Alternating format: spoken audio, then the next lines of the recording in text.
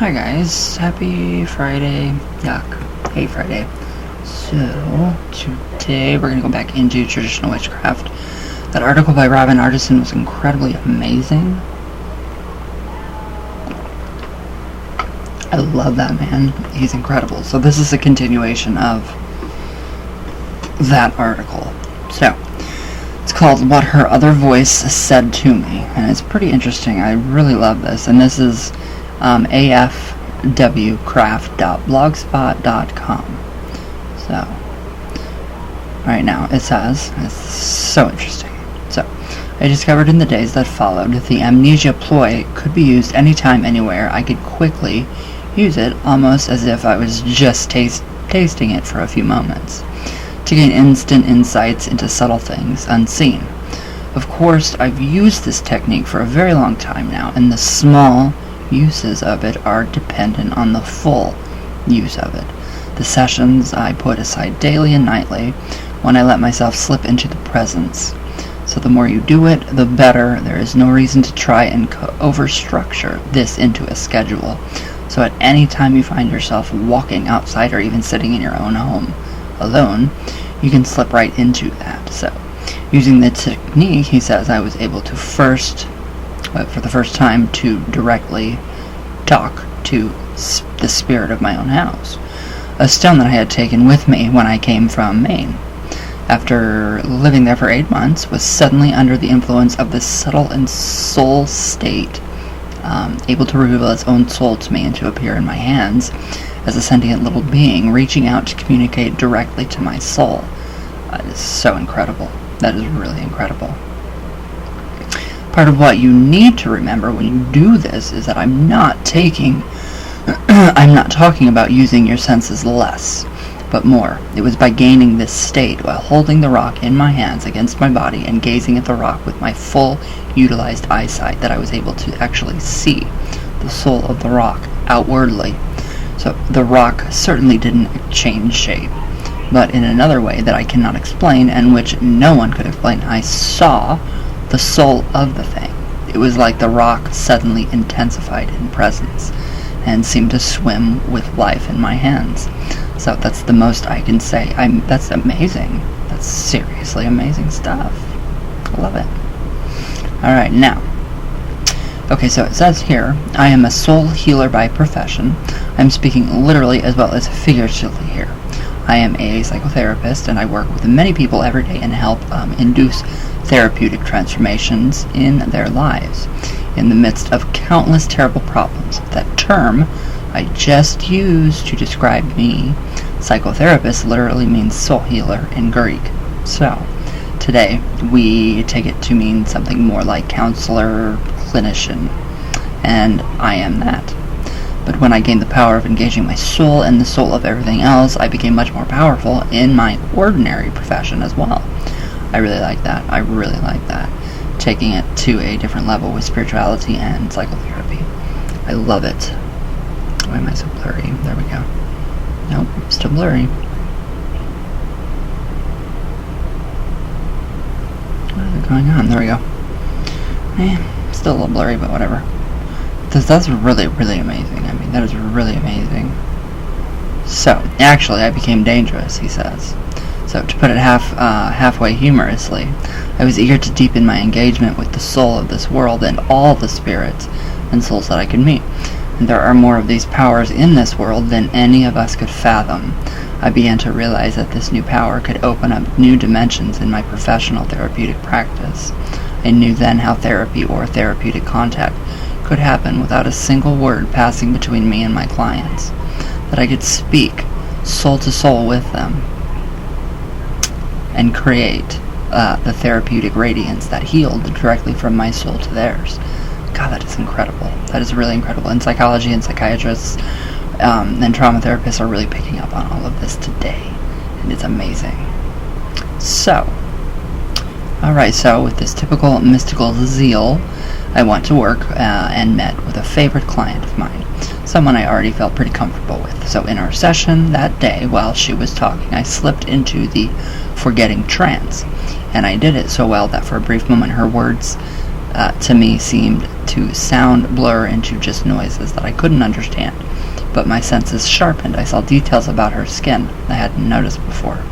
The way bits of her hair waved in the air conditioning inside, and the color of her eyes. And in that depth of extreme focus, it happened. Her soul emerged and spoke. It told me what it really feared.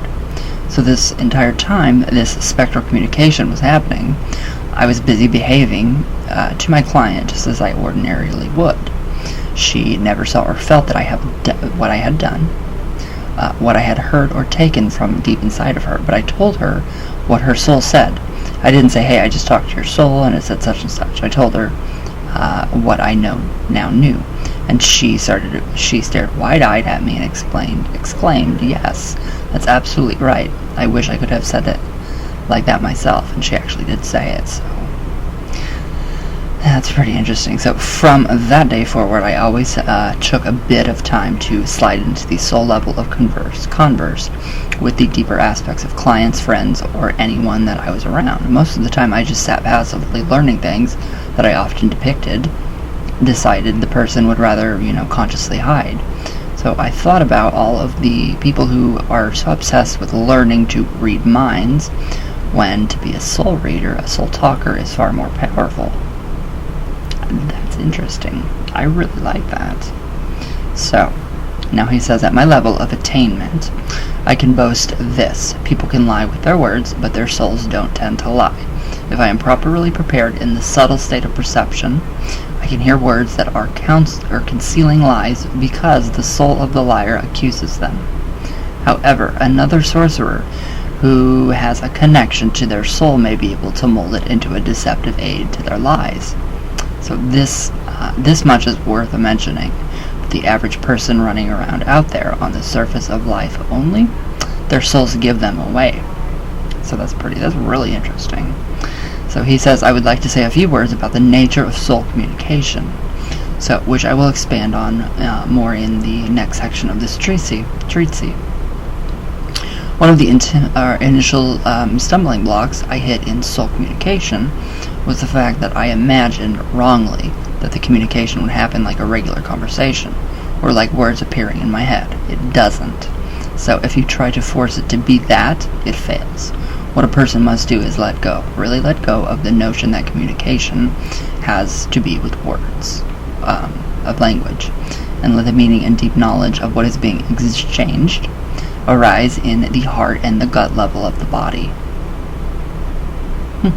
That's really interesting, actually. So, alright, this kind of conversation isn't so easy.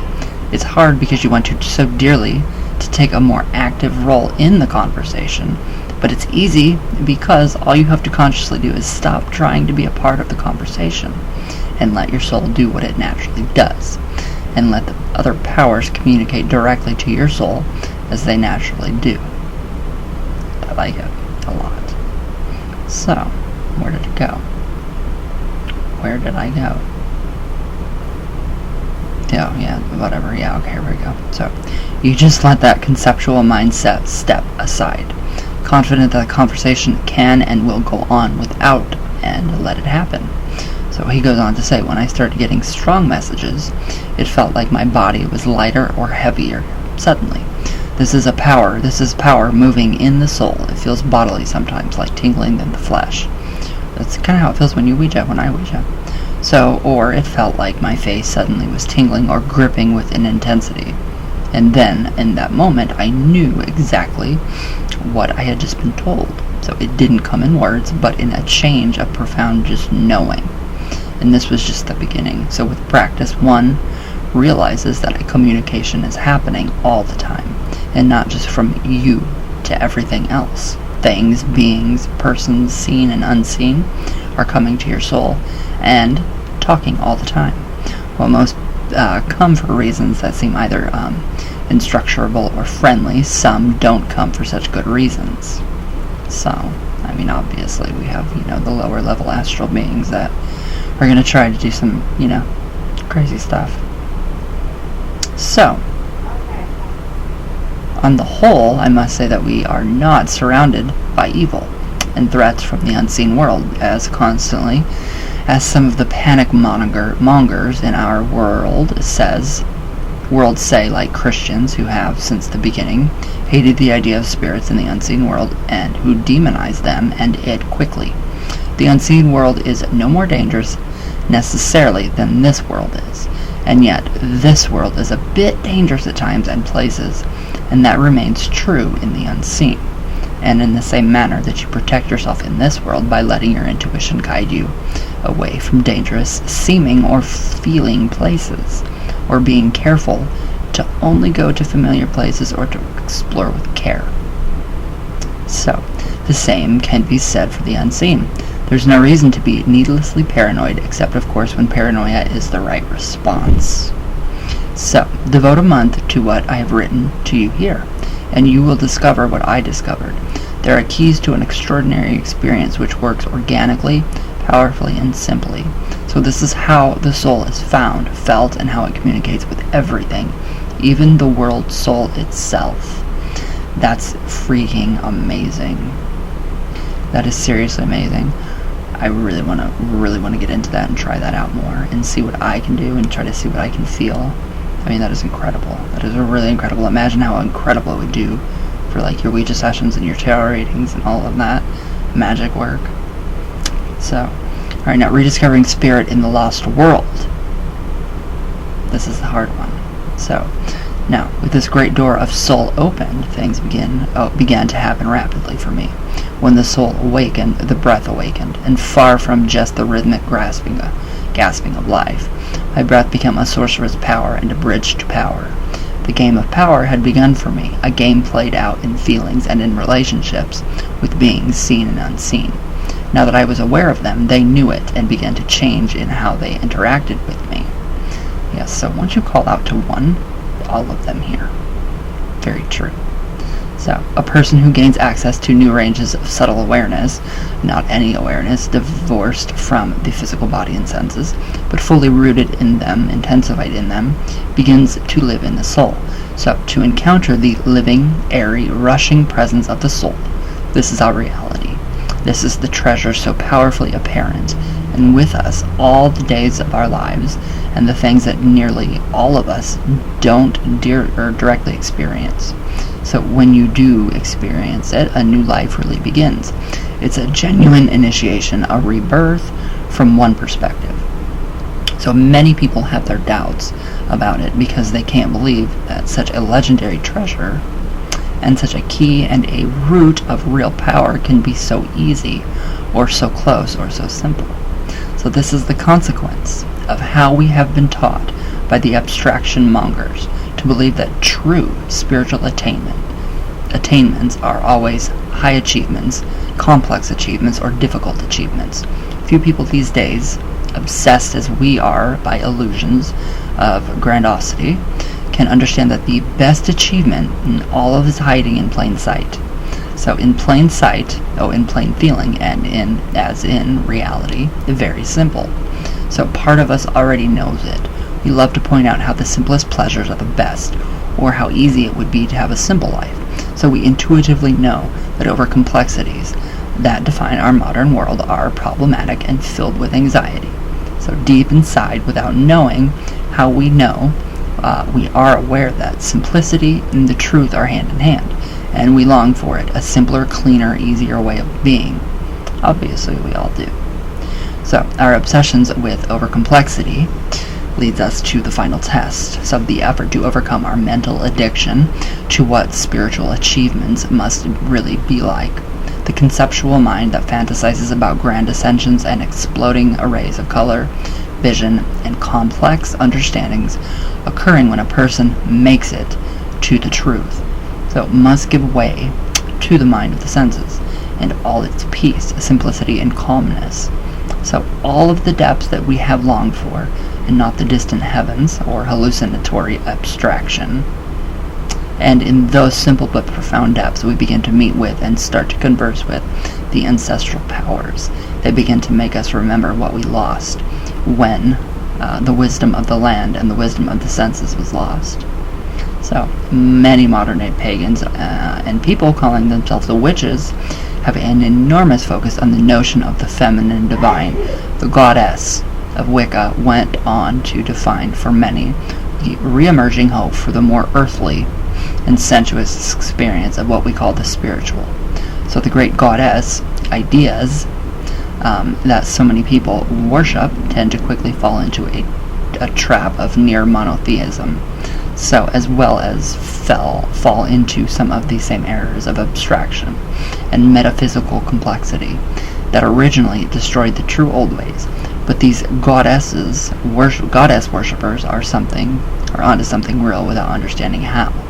So, while there is more than one goddess out there, the ideal of the feminine divine, or the physical world, the earth, and the unseen world being experienced in primarily feminine terms, is based in a very old reality.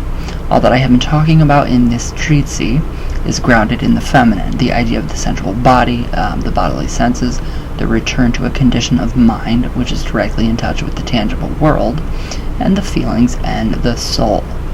All of it is part of a primary mode of being which is both ancient and aligned to the intuitive and feminine aspects of our nature.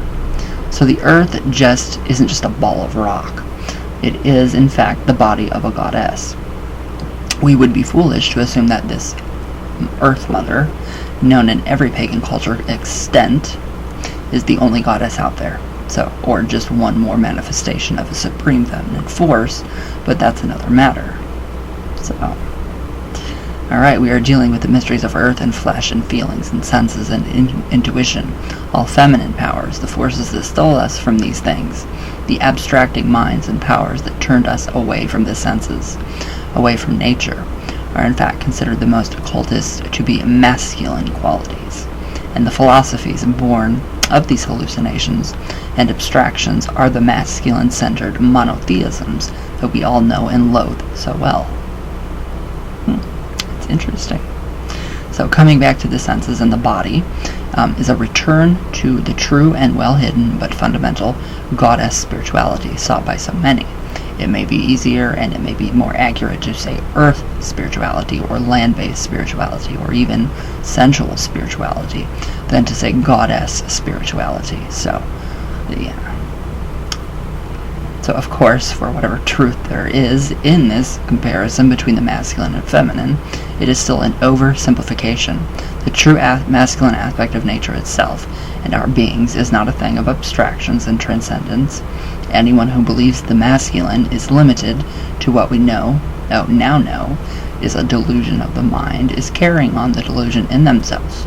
We have already arrived at the root of the real masculine mysteries earlier in this work, but we did it unannounced. That's intense. I mean, that's intense. So we definitely, I love that. I really love this man is great. This man is very great. So, what do you guys think? I think it's very interesting. I love it. I love that. So I love the whole goddess aspect, It's not a goddess religion. Traditional witchcraft is not based on the goddess religion. It's based more on the god. And it does focus and center more around the god and the masculine aspect. So, but alright guys, I thought you guys might enjoy that. I love Robin Artisson and I recommend his books big time. He is a genius. Love him. So, I hope you guys enjoy. I hope you guys have a good weekend too. The lunar eclipse, the full moon, everything is supposed to be good again, I guess. So, I hope. Alright, so I love you all very much. On my heart, all the way from Venus, all the way back down. I can never get my hearts right. Where'd I see somebody doing a heart? Yeah, that's not a heart. There we go. So, alright guys, I love you all. And I will see you guys tomorrow. And I hope you guys have a good weekend.